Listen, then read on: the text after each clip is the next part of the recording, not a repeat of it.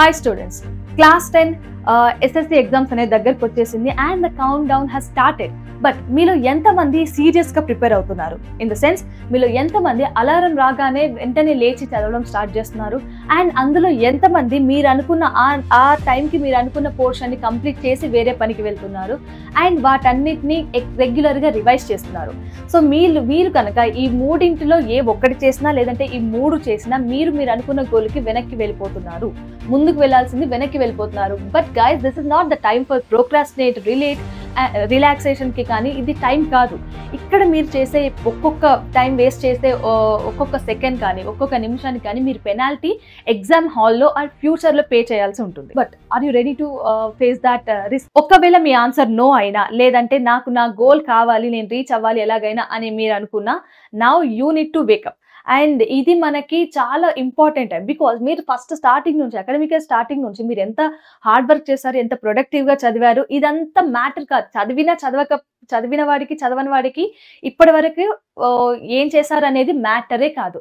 The only matter is this last period. ఈ last పీరియడ్లో మీరు ఎంత బాగా చదువుతున్నారు అండ్ ఎంత కన్సిస్టెన్సీ ఉంది మీ లోపల, ఇదే మ్యాటర్ అవుతుంది. సో బట్ ఇదంతా బాగానే ఉంది మ్యామ్, బట్ నేను చదువుతున్నాను అని అనుకున్న చాలా మందిలో చేసే కామన్ మిస్టేక్స్ ఏంటో కూడా చెప్తాను. అండ్ అలాగే ఇదే వీడియోలో వాటికి సంబంధించిన సొల్యూషన్స్ కూడా చూద్దాం. So the main important things you need to avoid are, first thing wasting time.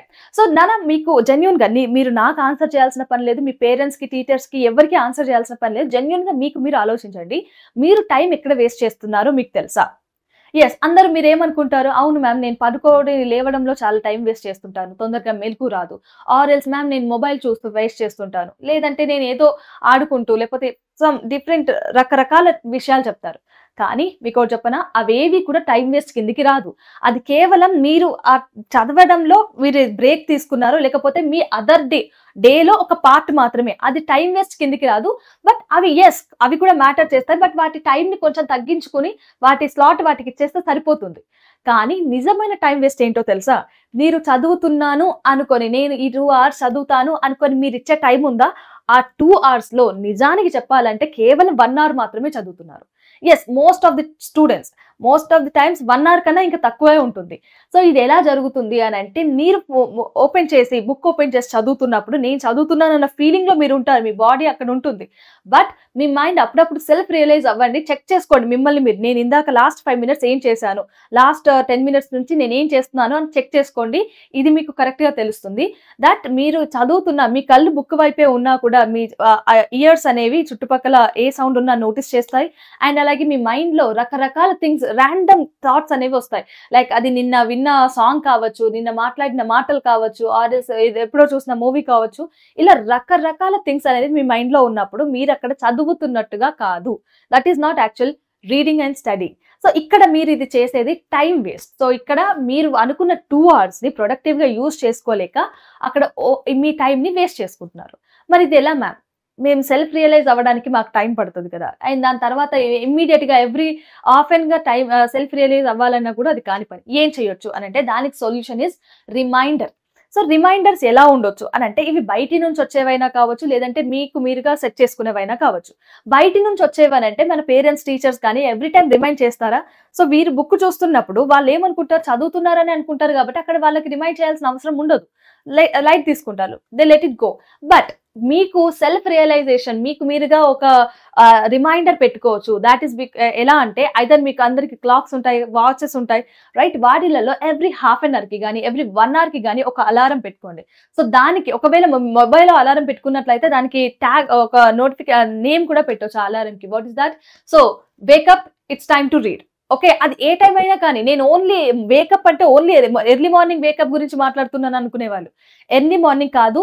So that మనం ఎప్పుడైతే టైం వేస్ట్ చేస్తున్నామో, ట్రాక్ నుంచి పక్కకి వెళ్ళిపోతున్నామో, వేకప్, ఇది కాదు మన రూట్, ఇదా వెళ్ళాలి అనే ఒక రిమైండర్ కాల్ అది. So wake up, it's time to read అనే ఒక రిమైండర్ పెట్టుకొని ఎవ్రీ ½ an hourకి చదవండి. ఇది ఎలా యూజ్ అవుతుంది మ్యామ్ అని అంటే, ఫర్ ఎగ్జాంపుల్ అన్న, మీరు 5కి లేచారు, ఎర్లీ మార్నింగ్ 5కి లేచారు, 5 నుంచి 7:30 వరకు నేను చదువుతాను అని ఫిక్స్ అయిపోయారు.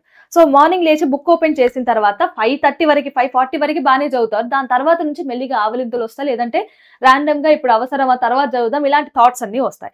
అప్పుడు మీకు ఒక రిమైండర్ వచ్చింది అనుకోండి, మీ ఎనర్జీని బూస్ట్ చేసిన వాళ్ళు అవుతారు అండ్ మీ ట్రాక్ ని మళ్ళీ మీకు గుర్తు చేసిన వాళ్ళు అవుతారు. లైక్ ఆ టైంలో ఒక అలారం వచ్చి మీరు ర్యాండమ్ గా మీరు మెల్లిమెల్లిగా డిస్ట్రాక్ట్ అవుతున్న టైంలో సో ఒక అలారం వచ్చి wake up it's time to read అని అన్నప్పుడు మీకు తెలుస్తుంది, ఓకే నేను చదవాలి ఇప్పుడు అని ఎవ్రీ మినిట్ మీకు గుర్తు చేస్తుంది. ఇలాంటి రిమైండర్స్ మీ ప్రిపరేషన్ లో చాలా అవసరం. Okay, and the next important thing is procrastinating. So ఇప్పుడు ఎందుకులే తర్వాత చేద్దాం, సో ఇందాకే కదా చేశాను, ఇంకో అరగంట తర్వాత చేస్తాను, ఇలాంటి వాయిదాలు వేసే పద్ధతి ఏదైతే ఉందో అది ఇప్పుడు మనకి కంప్లీట్లీ నాన్ సెన్స్. ఇది ఇప్పుడు ఈ ప్రోక్రాస్టినేషన్ ని తగ్గించేసుకోండి. బికాస్ ఎప్పుడు చేయాల్సిన పని అప్పుడు చేసేయండి. ఇప్పుడు ఫర్ ఎగ్జాంపుల్ ఈ రోజు మీరు ఒక చాప్టర్ చదువుదాం అనుకున్నారా, చదవండి. ఒక మాక్ టెస్ట్ ఇద్దాం అనుకున్నారా, ఇచ్చేయండి. లేదంటే ఒక కాన్సెప్ట్ కి సంబంధించిన కంప్లీట్ షార్ట్ నోట్స్ రాద్దాం అనుకున్నారా, రాసేయండి. బట్ ఇక్కడ క్వాంటిటీ ముఖ్యం కాదు నాన్న. ఇవన్నీ కూడా మీరు ఎంత చేస్తున్నారు అనేది మ్యాటర్ కాదు, బట్ ఎంత ప్రాంప్ట్ గా చేస్తున్నారు, ఎంత డెడికేటెడ్ గా టైం కి డిసిప్లిన్ గా చేస్తున్నారు అనేదే మ్యాటర్.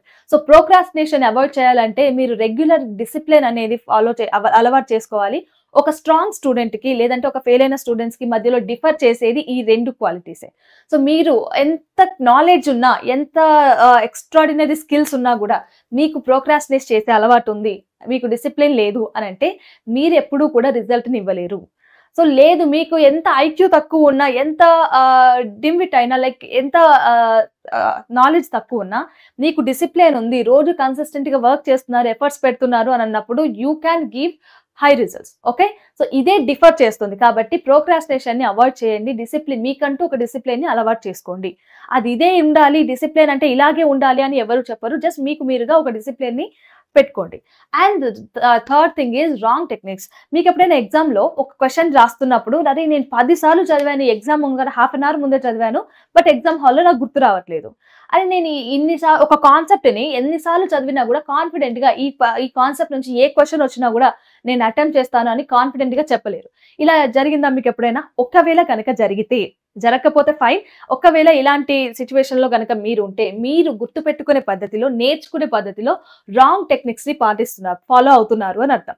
ఫర్ ఎగ్జాంపుల్, ఇప్పుడు ఒకవేళ మీరు టీచర్ చెప్పారు, క్లాస్ లో ఒక టీచర్ కాన్సెప్ట్ చెప్పారు, లేదంటే యూట్యూబ్ లో క్లాస్ విన్నారు, దాని తర్వాత ఇమ్మీడియట్ గా దాన్ని క్లోజ్ చేసి డైరెక్ట్ ఎగ్జామ్ లో దానికి సంబంధించిన ఆన్సర్ ని అటెంప్ట్ చేస్తున్నారు. అప్పుడు మీకు రీకాల్ చేసుకోవడానికి ఎంత టైం పడుతుంది? చాలా టైం పడుతుంది. అదే ఒకవేళ మీరు గుర్తుపెట్టుకునే ప్రాసెస్ లో ఇప్పుడు మీరు ఆ క్లాస్ విన్న తర్వాత ఒక half an hour 1 hour time ఇచ్చి, నేను ఇందాక క్లాస్ లో ఏమేమి నేర్చుకున్నాను, ఒక పెన్ ఒక paper, that is more than enough. So ఇప్పుడు నేను ఏమేమి విన్నాను, నాకేం గుర్తుంది, ఏమేమి అర్థమయ్యాయి అని ఒక రాసుకోండి. ఒక సమరీ లాగా, స్టోరీ లాగా, మీకు అర్థమైన, మీకు ఏ రకంగా కీవర్డ్స్ లాగా రాసుకోండి. సో ఇప్పుడు ఏం చేస్తున్నారు, మీ బయట ఎవరి ఇన్ఫ్లుయెన్స్ లేదు, టెక్స్ట్ బుక్ లేకపోతే క్లాసో ఎవరి ఇన్ఫ్లుయెన్స్ లేదు. ఇది మీకు మీరుగా జెన్యూన్ గా పెడుతున్న ఎఫర్ట్స్. సో అక్కడ మీకు తెలిసిపోతుంది, మీరు ఒకటి విషయం రాయలేకపోతున్నారు అని అంటే ఎక్కడ లాగ్ అవుతున్నాను. సో మీకు ఇక్కడ విషయం అర్థమైంది అని అంటే మీ స్ట్రెంగ్త్ ఏంటి, ఇక్కడ మీ ఎఫర్ట్స్ మీకు తెలుస్తాయి. కాబట్టి you can perform better.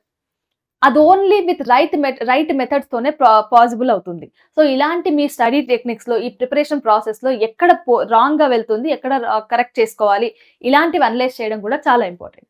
So guys, this is all about మన ఏవేం మిస్టేక్స్ చేస్తున్నాం, వాటిని ఎలా కరెక్ట్ చేసుకోవాలి అనే ఒక 3 పాయింట్స్ నేను మీ ముందు పెట్టాను. ఇంకా ఇలాంటివి మీకు ఏమైనా ఉంటే do let us know in the comment section. And అలాగే ఇప్పుడు ఎవరైతే మోటివేషన్ కావాలి, మాకు ఒక గైడెన్స్ కావాలి, ఇలాంటి చాలా క్వశ్చన్స్ అడుగుతున్నారు, వాళ్ళకి మళ్ళీ చెప్తున్నానన్నా, మోటివేషన్ మీకు బయట నుంచి ఎవరు ఇవ్వరు.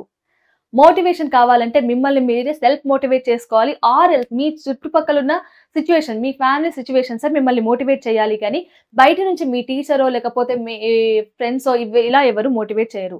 Try to understand this and this is time to wake up. Okay, so ఎవరైతే ఈ వీడియో చూసిన తర్వాత ఐ విల్ ఫాలో దిస్ అని అనుకుంటారో, ఎస్ నేను ఇది చేయగలను అనుకుంటారు, కింద I will follow this from now onwards అని మెన్షన్ చేయండి. అండ్ ఇలాంటి ప్రాబ్లమ్స్ ఇంకేమైనా ఉంటే do let us know, Nana. We'll try to resolve it. And guys, all the best for your preparation.